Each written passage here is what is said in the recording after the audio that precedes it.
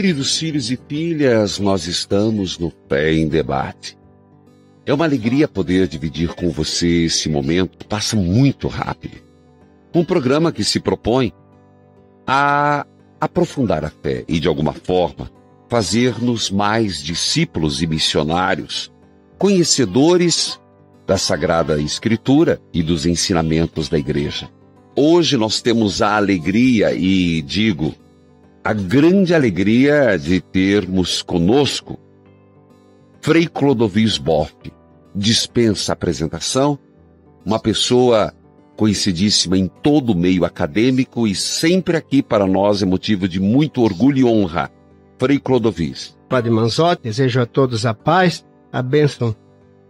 Frei Clodovis, nós temos recebido aqui, e foi fruto da leitura orante da carta aos Hebreus, que provocou no povo muitas perguntas, e aqueles que estão aprofundando a fé. Eu leio Hebreus 12, 5, 11. Meu filho, não despreze a correção do Senhor e não perca o ânimo quando for repreendido por Ele, pois o Senhor corrige a quem Ele ama e castiga a quem aceita como filho. Em vista da educação é que vocês sofrem. Deus trata-os como filhos. E como é que o filho que não é E qual é o filho que não é corrigido pelo pai? Pelo contrário, se vocês não são corrigidos, como acontece com outros, então vocês são bastardos e não filhos. Ademais, tivemos nossos pais humanos como educadores e os respeitamos. Será que não devemos submeter-nos muito mais ao Pai dos Espíritos para termos a vida?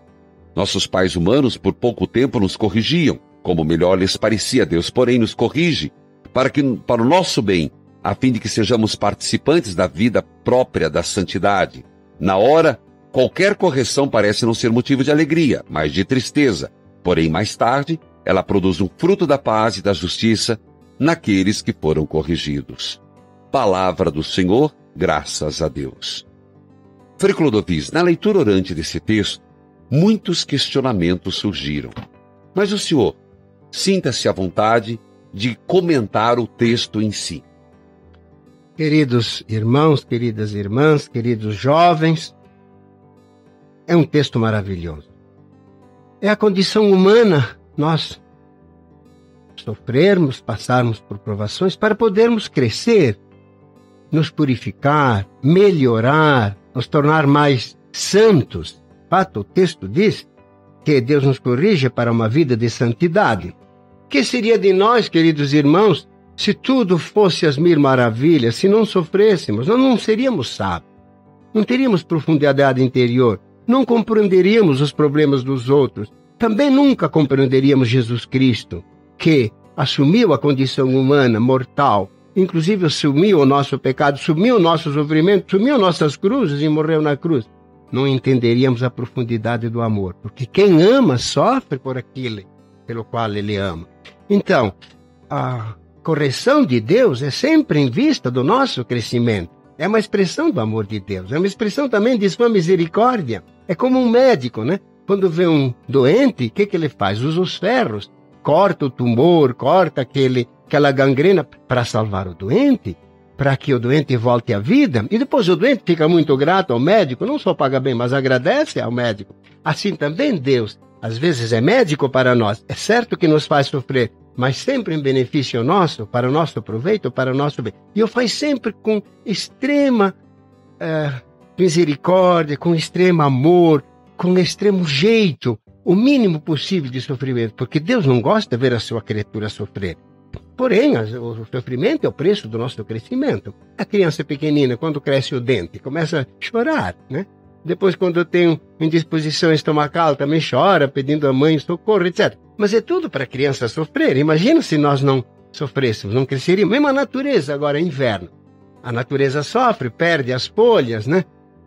Fica seca. Porém, vem a primavera, aí vem renovação de toda a verdura, de toda a vitalidade da natureza, novas folhas, novas flores, novos frutos em árvores que crescem mais.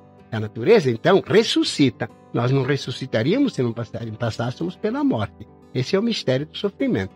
A gente passa em vista de uma vida superior. De fato, o texto que lemos diz assim: na hora, o sofrimento sempre é penoso. Ninguém gosta de sofrer, mas ele produz um fruto de justiça. Olhando para trás, a gente agradece a Deus. Como Santa Teresinha diz, né? É ruim sofrer, mas é bom ter sofrido. Frei Clodovis, veio-nos a seguinte pergunta: Deus, por que precisa provar o nosso amor para saber que nós o amamos? Queridos irmãos, queridas irmãs, Deus em si não precisa provar o nosso amor. É nós que precisamos passar pela provação para nos conhecer. Para nos, então, conhecendo, melhorar a nossa vida. A aprovação nos faz crescer. Eu sou professor, quase 40 anos dou aula, né? Eu preciso fazer a prova, agora estou fazendo as provas para os alunos da pós-graduação em Teologia na PUC, para saber se os alunos aproveitaram, né? E eu dou uma nova chance. Se eles ainda não chegaram à nota mínima, eu digo: querido, retoma seu trabalho, refaça, porque você achava que sabia, mas mostrou que não sabia. Porque muitas vezes nós somos presunçosos, né? Achamos que nos acreditamos pessoas honestas. Mas depois, na hora da aprovação, a gente vê quão fraco nós somos. Então, precisamos passar por aprovação para nos conhecer e, nos conhecendo, então, podermos corrigir, podermos melhorar, né? Então, Deus nos dá essa chance sempre para nós podermos crescer. Ele é um grande professor, é um grande pedagogo. É a pedagogia divina, né? A gente vê todo o Antigo Testamento como Deus prova o povo de Deus no deserto, depois prova quando se instala na Terra Santa. Tudo para fazer um povo santo, para fazer um povo que glorifica a Deus, né?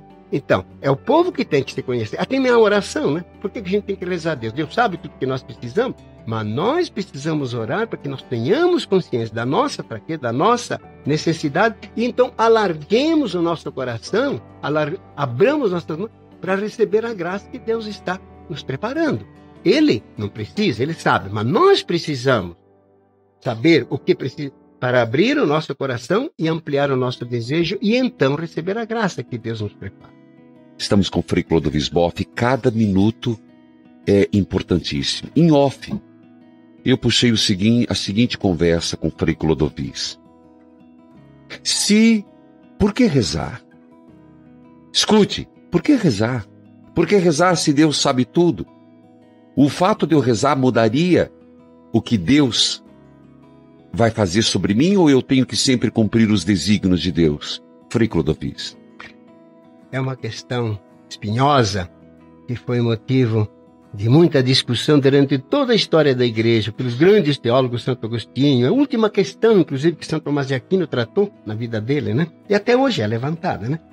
Mas talvez para explicar essa questão, dar alguma luz, porque permanece um mistério profundo, né? Como é que Deus sabe tudo e como é que eu posso, né? Com a minha oração, alterar o plano de Deus, se Ele prevê tudo, já se Ele sabe de antemão, né, o futuro. Primeiro temos que partir disso. Nós somos seres livres, Deus nos criou livres e livres para sermos parceiros dele, sermos colaboradores deles para a história da salvação. Por isso, São Paulo diz: eu sou colaborador de Cristo. Ele prega o Evangelho, Cristo prega por ele. Deus não nos dispensa. Porque se Deus quisesse salvar o mundo, não precisava de São Paulo, não precisava dos santos, não precisava do padre Manzotti, não precisava da Rádio Evangelizar. Ele mesmo podia instilar no coração de cada um a sua palavra. Mas por que Deus precisa dos evangelizadores? Porque nós somos colaboradores dele. Ele quis precisar de parceiros e colaboradores. De modo que a nossa parte é importante. Se nós falhamos, o plano de Deus também falha. Então, se eu não rezo, e Deus está esperando de mim que eu me incline, humildemente reconheça minha necessidade, suplique perdão, suplique sua graça, né? Se eu não faço isso, então Deus não pode me dar sua graça, porque Ele está esperando que eu faça isso, né? Como diz o povo, quem não chora não mama, né? A criança, como é que se pede o alimento da mãe? Ela chora, ela pede o peito, pede leite. A mãe não sabe? Claro que a mãe sabe, porém ela não sabe que momento, não sabe o jeito, o modo, a quantidade, etc. A criança precisa se manifestar. Então nós também precisamos se manifestar. E Deus espera essa manifestação. Embora Ele saiba de antemão, por exemplo, que Ele vai dar a graça, né? Mas Ele está esperando que a gente interceda. Isso aqui é bom para nós, gente, porque quando tu reza, o que acontece? Você toma consciência de tua fraqueza. Quando tu diz, Deus, piedade, tu tem consciência que Ele é misericórdia e que você é miséria. Se você não fala, se você só pensa, você não chega a essa consciência. Se tu bate no peito, melhor ainda, tu te prostra no chão, tu te deita, tu chora. E Deus sabe tudo. Porém, para você, tu amplia teu coração. Então a graça vem mais forte, vem mais abundante. E Deus está esperando isso de você. Então, meu irmão, reze com toda a convicção que Deus está esperando que tu reze para te encher da sua graça. E quanto mais tu abre teu coração, mais graça vem. O senhor citava 2 exemplos, a transformação nas bodas de Caná e depois o milagre, a revelação de Nossa Senhora de Fátima. Poderia citar, por favor? Sim, exatamente. Será que Jesus não sabia que ia multiplicar o vinho nas bodas de Caná? Ele sabia, ele era Deus, né? Inclusive o Evangelho de João enfatiza muito o conhecimento de Jesus do futuro e, sobretudo, dos pensamentos das pessoas, né? Ele sabia, a mãe estava angustiada e que os noivos estavam precisando de vinho. Mas por que ele não se antecipou e não fez o milagre? Ele estava esperando que sua mãe interviesse e dissesse, os noivos não têm mais vinho. Filho, faça alguma coisa, né? Então, queridos irmãos, a presença de Maria, a intercessão de Maria foi importante e foi com ela e por ela que ele fez o milagre, né? Por isso que ela é considerada medianeira das graças, mediadora das graças. De fato, o Evangelho termina assim. Ele revelou a sua glória e seus discípulos que leram nele. Quer dizer, foi o pedido de Maria que fez que Cristo fizesse o milagre, manifestasse seu poder e os discípulos acreditaram. A mesma coisa o milagre de Fátima, mais claro, o terceiro milagre chamado, né? A previsão desse terceiro milagre era que o Papa, subindo uma montanha, era a visão que teve Lúcia, né? E ela escreveu e mandou para Roma, e foi uma carta selada. O Papa subindo essa montanha, regando uma cidade morta com um regador de cristal, para dar vida àquela cidade morta. Quando ele chegou no alto, perto de uma cruz tosca de madeira grande, os soldados que estavam enfileirados deram um tiro e ele caiu morto, essa figura branca. Quando o Papa Paulo VI recebeu o tiro, ele mandou abrir o envelope e ler o segredo de Fátima. Ele disse, está aqui, a revelação do segredo de Fátima. Era para eu morrer, porém eu não morri por quê? Por causa da oração dos fiéis em favor do Papa, por causa da intercessão de Nossa Senhora em favor do Papa. E o Papa disse explicitamente aos bispos brasileiros, num almoço que teve, a mão de Maria desviou a direção da bala, porque o matador daquele profissional não podia errar, foi treinado para isso em cima, e era o dia 13 de maio, exatamente. Então, a mão de Maria desviou por quê? Por causa da oração dos fiéis. Multidões, milhões, bilhão de católicos rezando todo dia pelo Papa, fez com que o plano de Deus, de certa maneira, trocasse, porque Deus e o homem trabalham juntos. Como o homem orou, então Deus disse, o colaborador aqui entrou com sua parte de oração, o Papa não vai morrer, o Papa só vai ser ferido, mas ele vai ser mantido vivo. Louvado seja nosso Senhor. Bom, hoje nós vivemos uma pregação exaustiva sobre maldição. Existe maldição de gerações? É a pergunta que nos veio e ainda citaram. Não se prostre diante desses deuses, nem sirva a eles, porque eu, Javé, seu Deus, sou um Deus ciumento. Quando me odeiam, castigo a culpa dos seus pais, netos e bisnetos. Êxodo 20. O Senhor me perdoe de eu estar trazendo os temas tão pesados, é que eu reservei todos esses espinhosos para o Senhor. Porque, Frei Clodovis, ninguém melhor do que o Senhor para poder nos ajudar. Queridos irmãos, é outra questão bastante, assim, intrincada. Então, o que nós fazemos com a nossa inteligência pequena? Né? Dar alguma luz, sobretudo a partir da palavra, né? Vejam, primeiro, a palavra em si mesma, ela tem um valor mágico. Os entendidos em linguística dizem performativo. Por exemplo, você diz, eu te amo. Então, não é só expressão de amor, é comunicação de amor. Tu diz desculpa. Não é só expressão de um sentimento, mas é realmente desculpar. Ou você diz feio, a pessoa fica mais feia. Ou você diz maldito, pior.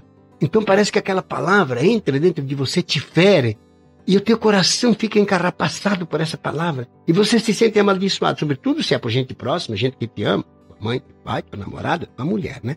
Então precisamos cuidar muito com a nossa boca, porque ela fere ou ela pode curar. Ela pode matar, por exemplo, uma calúnia, né? Ou então pode ressuscitar. Um amigo que diz, meu amigo, levante as mãos. Então, querido irmão, essa palavra tem força. E se nós estamos todos ligados, porque não vivemos sozinhos, né? A palavra é sinal de comunicação, uma palavra de um fere o outro. Mas também no passado, né? Nós estamos ligados aos nossos pais, nós estamos ligados aos nossos avós, e vai até Adão. Na verdade, é uma solidariedade. Então, o pecado do mundo repercute sobre nós. Então, se é uma maldição feita lá atrás, em cima de certas pessoas, então ela pode ser transmitida até hoje, porque nós vivemos todos ligados, né? A gente entende isso de maneira contemporânea. Por exemplo, uma família onde tem um drogado, todas as famílias sofrem. Um carro onde o motorista é embriagado, claro, põe a risco todas as vidas que estão naquele carro, porque nós estamos unidos entre nós. Agora, os políticos, os empresários roubam, toda a nação sofre do roubo disso, porque estamos ligados para o bem ou para o mal, né? Então, também no passado, é transmitido o pecado de Adão, não vem até nós, através dessa geração, o pecado chamado dos primeiros pais, porque estamos unidos. E nos salvamos também juntos, né? A mãe que ora por seu filho, o marido que reza por sua mulher, o filho que reza pelos avós que morreram. Estamos todos unidos, que maravilha, no bem e no mal. Então, certas maldições jogadas no passado podem chegar até nós hoje. Mas a força é o seguinte, a palavra do bem, a palavra da bênção é mais poderosa que o mal. São Tomás de Aquino disse assim, um grão de bondade é superior a uma montanha de maldade. Ele explica por quê. Porque bondade é positividade, algo que existe. Maldade é buraco, é ausência, é nada. Né? Porém, que é voraz, que nos destrói, privação. Né? Então, creiamos na força do bem, por menor que ele seja, é muito mais poderoso que o mal, por maior que o mal seja. Porque o mal parece grande, mas é só aparência. Pega um Apocalipse, a mulher fraca, com dores de parto, né? No extremo da debilidade e da vulnerabilidade. E o dragão imenso diante dela, o mal e o bem. O mal parece maior, o bem menor. Porém, a mulher vence e esmaga a cabeça do dragão. Nossa Senhora vence o diabo. Frei Clodovis, perguntas que vieram. Deus castiga? Está na Bíblia, né? Desde o paraíso, Adão e Eva pecaram, foram castigados. Eva sofrendo as dores de parto, Adão tendo que trabalhar com o suor do seu rosto, a terra produzindo espinhos e abrolhos, etc. Né? E depois, no Egito, as 10 pragas, né? Depois, no exílio, né? E depois, no Novo Testamento, Ananias e Safira são castigados. Jesus ameaça de castigo. Ai de ti, Corazim, ai de ti, Cafarnaum, né? Ah, Jerusalém, você que não reconheceu a visita do Senhor vai ser cercada, vai ser destruída, né? Pouco Apocalipse, então, tudo castigo, aquelas cavalos, aquelas taças, né? Certo, tá ali o castigo, né? Porém, vejam, duas coisas, né? Primeiro, se Deus castiga, é no interior de um processo de educação, né? De educação, para nos ver crescer. E nunca castiga por vingança. Temos que tirar absolutamente de nossa cabeça isso de castigo por vingança, né? Para se descarregar, não. É por amor, né? É como uma mãe que corre atrás do filho que está na droga, faz de tudo, joelha, ele volte para casa. Claro que a criança só está acostumada com a droga, ele curte a vida assim, mas está se destruindo, né? Então, é sempre por amor, né? Sempre por amor. Nunca é por vingança, nada, né? E depois sempre é assim, né? O homem peca, Deus o que faz? Não castiga? Ele adverte. Ele manda os profetas várias vezes, né? Dá chance, estimula, mostra seu amor, etc. O povo, então, se obstina no mal, se endurece no mal. Deus de novo manda outros profetas, insiste, etc., como Jesus. Mas não quer saber, o povo se obstina no mal. A gente vê isso no livro dos Juízes, né? Deus manda os juízes, os libertadores, mas o povo volta à adoração dos ídolos, etc. Não obedece a Deus, volta para a idolatria. Então Deus não tem outra alternativa senão castigar para ver se a ficha cai, como se diz, né? Para ver se o povo se manca e se corrige, né? E ele faz isso com dor no seu coração. A gente vê isso no capítulo 9 de Oséias, né? Diz: Israel, você sempre adora os ídolos. Eu preciso te castigar. As minhas entranhas se revoltam. Eu não gostaria de te castigar. Como a mãe não quer castigar o filho, né? Mas às vezes tem que privar o filho para poder ver se o filho realmente se corrige, né? Quer dizer, é o último recurso que Deus tem diante do nosso endurecimento, da nossa obstinação. Pega o inferno. O pessoal diz que é castigo dele. Não é, é nós que buscamos isso. Deus quer nos salvar de todos os modos. Até o último momento, e o Papa diz, inclusive, na encíclica sobre a esperança, né, salve, né, que até o último momento, quando você está para morrer, diante de Deus, Deus te dá a última chance. A gente não sabe o que acontece naquela hora, o último milésimo de segundo. Deus te dá a última chance e ele aparece e diz: você está por mim ou por mim? Você me ama ou não me ama? Aí você se decide. Até a última chance. Até para uma pessoa mais endurecida, mais pecadora, mais iníqua. Por isso que a gente não sabe quem está perdido no inferno. Nem Hitler, nem Judas, nem ninguém. Porque quem sabe, no último momento, a misericórdia de Deus venceu. Quer dizer, o poder do amor de Deus é grande, é grandíssimo. E Deus dá chance até o fim. Claro que Deus não pode anular a nossa liberdade. Se nós queremos, Deus não pode nos contradizer. É nós que nos condenamos ao inferno. Deus faz de tudo para nos salvar. Então é nós que buscamos o nosso mal. É um tiro no pé, como diz o povo. Nós fazemos por merecer, né? Mas Deus faz de tudo para nos salvar, né? De modo que não se pode tanto falar no castigo de Deus. Nós nos castigamos. Aliás, tem uma frase bonita de Santo Agostinho que eu quero ler para você, Padre Zotti, que diz assim: tu mandaste, Senhor, e é assim, que seja castigo para si mesma toda alma desordenada.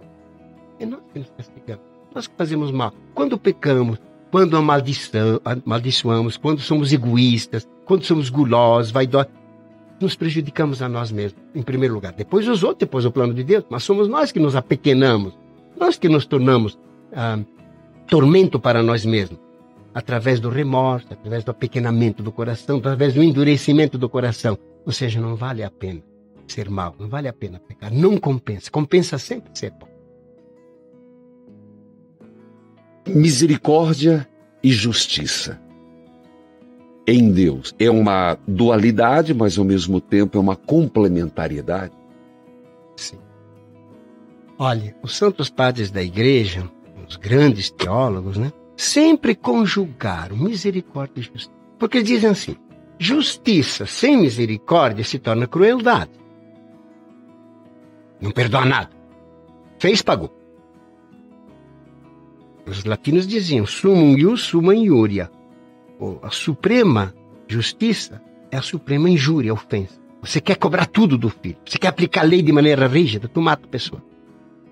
Os judeus levaram Cristo à morte porque diz: nós temos uma lei e ele deve morrer porque ele se declarou igual a Deus. Muita rigidez. Então não pode ter só justiça, né? Tem que ter misericórdia, compreensão, tem que ter abertura de coração, generosidade. Então sempre misericórdia. Aliás, o próprio grande filósofo, né, Aristóteles, ele diz assim: a lei nunca se aplica em todos os casos. E esse Papa enfatiza, né, diz para os padres, para as pessoas que vivem em segunda, terceira relação, pessoas que estão drogadas, pessoas que homossexuais que vivem juntos, de forma conjugal, né? Temos que ter compreensão, não logo julgar. Depois precisa ver cada caso é um caso. Então ser maleável, se adaptar. E Aristóteles mesmo diz, ele chama a virtude da epiqueia, não é? Ou da equidade, a aplicação de uma lei geral para casos particulares, né? Para casos particulares. Não se deve aplicar a lei de maneira rígida. E o Papa, inclusive, cita São Tomás de Aquino, que cita Aristóteles, porque os padres aplicam essa maleabilidade, essa compreensão, essa largura de coração, essa coisa de mãe, que entende a situação de cada filho na sua singularidade, né? Bom, essa é uma coisa. Outra coisa também, não pode haver só misericórdia sem justiça. Por quê? E São Tomás de Aquino tem uma frase bonita, ele diz assim: misericórdia sem justiça é a mãe da dissolução. O que significa isso? Quer dizer, se você, o filho erra, o filho se engana, o filho repete o erro, o filho apronta, e você sempre passa a mão na cabeça, sempre passa a mão na cabeça, sempre passa a mão na cabeça, o que acontece? Você estraga o filho, como você sabe, né? Fica um filho manhoso, fica um filho sem freio, fica um filho abusado, e sempre repete as mesmas coisas. Deflora a menina, você passa a mão na cabeça. Toma droga, você passa a mão na cabeça. Ele apronta na delegacia, você passa a mão na cabeça. Não está certo. Então, por misericórdia, você tem que ser justo. Dizer, meu filho, não faça mais isso. Isso não é coisa de gente honesta. Isso não é coisa de homem. Né? Mentir, enganar, roubar, etc. Né? Então precisa, para ser justa, uma misericórdia que seja também correta, né? Que seja pro bem da pessoa, né? Para fazer a pessoa crescer. Então tem que combinar as duas coisas, né? A misericórdia que não seja molenga, melosa, né? Que perdoa tudo sem compensação. Mas também não pode ter rigidez, precisa ter abertura, que os latinos chamavam de clemência, né? Ser clemente, ser largo, que a gente diz para Maria, né? Ó clemente, ó piedosa, ó doce sempre Virgem Maria. Porque Nossa Senhora é a mãe da misericórdia, né? Porém, claro, ela também é exigente, ela pede, fazei tudo que meu filho vos pedir, vos disser, né? Seja perdoar o inimigo, ser bom com os outros, ser solidário, ser também entregue a Deus na confiança, etc. Então, combinar sempre as duas coisas. As duas coisas se exigem, então, uma misericórdia justa e uma justiça misericordiosa. Tem algumas perguntas que eu não posso deixar de fazer, Sim. porque as pessoas... Quando se trata de provação, no caso, uma pessoa com Alzheimer, a provação é para o paciente ou para a família? É a Francisca de Uberlândia, Minas Gerais. Querida Francisca, as provações são, claro, individuais, sou eu que sofro, com meu corpo, com meu coração. Mas porque nós vivemos solidários entre nós, somos, como dizem os alemães, Mitmensch, ou seja, co-homens, co-seres humanos, né? Somos ligados, solidários, assim, profundo, ontologicamente, somos sociais, por natureza. Então, a dor de um se repete sobre o outro. Claro, uma pessoa doente em casa pesa sobre todos, né? Mas é também uma graça, minha irmã. É uma graça porque é uma maneira como Deus pode abençoar aquela família, multiplicar, né, as bênçãos sobre ela. E a presença de um doente atrai tanta graça, a graça da paciência, graça da união também, porque às vezes junta a família, né? A graça também de descobrir a dignidade, a beleza daquele doente que agora está sofrendo com tanta paciência. Então, a graça também de ser provado na fé, né? Porque tudo é graça, como disse Santa Teresinha, e um grande escritor repetiu, né? Bernanos terminou um livro dele célebre, né? Com essa palavra, tudo é graça, né? Então tudo é graça. Aliás, a leitura que os padres rezam de Judite, né? No capítulo 8, diz assim: demos graças ao Senhor nosso Deus, que nos submete a provações, porque fez isso com nossos pais, fez isso com Abraão, fez com Isaac, fez com Jacó, nós podemos dizer com todos os santos. Assim como provou pelo fogo, para experimentar o seu coração, e aqui expliquei que significa enobrecer, purificar, fazer crescer o seu coração, assim ele não se está vingando de nós. É antes para nos advertir que Deus nos dá essas provações e nos encher de suas bênçãos. Então, querida irmã, considere isso como um dom de Deus. Atrás dessa doença tem muita graça que vem, muita graça, né? Por uma provação, Deus te dará 10 graças a mais, 10 alegrias a mais. E depois, claro, o paraíso, né? Porque Deus nos curará, disse São Francisco, né? No Cântico das Criaturas, né? Felizes daqueles que suportam sofrimentos e provações, e as suportem em paz, porque por ti, Altíssimo, serão coroados. Olha que bonito, né?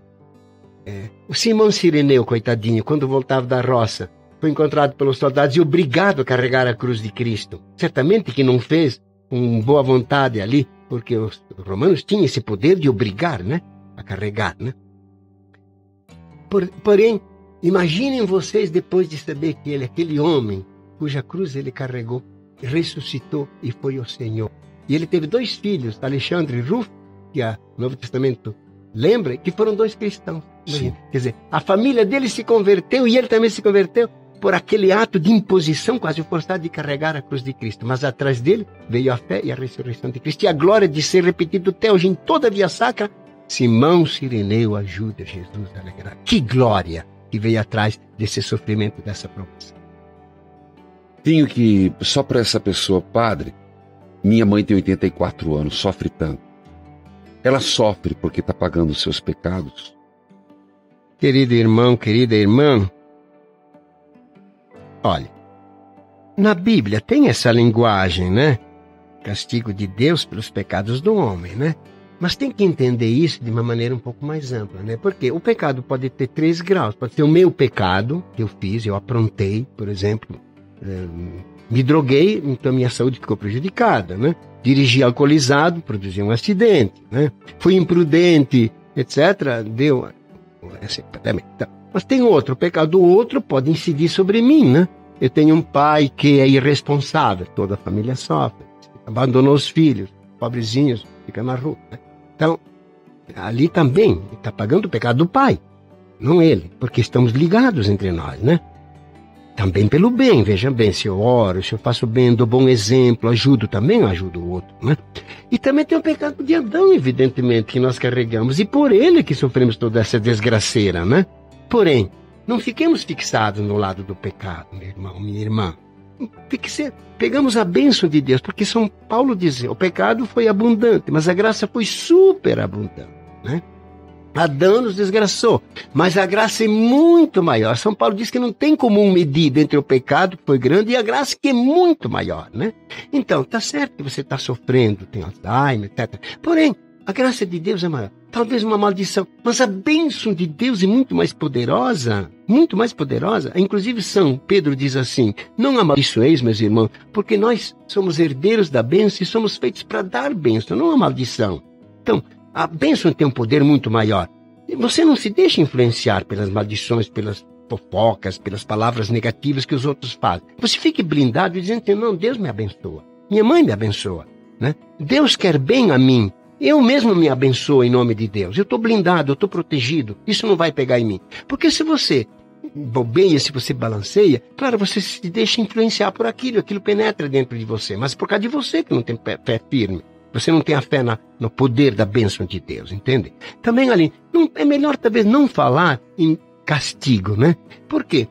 Aliás, às vezes os nossos irmãos espíritas dizem que é coisa que você fez na vida passada, está pagando agora e não sabe, e não lembra. Assim faziam também os amigos de Jó para Jó, né? Você está sofrendo a isso porque você fez pecado que você esqueceu. Jó diz, mas como? Não é possível. E de fato eles estavam errados, né? Não foi por castigo de pecados pessoais. Certo que foi um castigo de Adão, talvez, mas é muito longe, é melhor não falar nisso. Deus não castiga, Deus quer nos dar a graça e na hora do sofrimento Ele está do nosso lado para nos ajudar a carregar a cruz. Ele é o nosso sirineu, Ele nos dá toda a força, toda a bênção. É provação para a gente melhorar, para a gente ser bom. No céu vamos saber como foi bom ter sofrido, como diz Santa Teresinha. Aliás, teve um grande santo, um penitente imenso, né?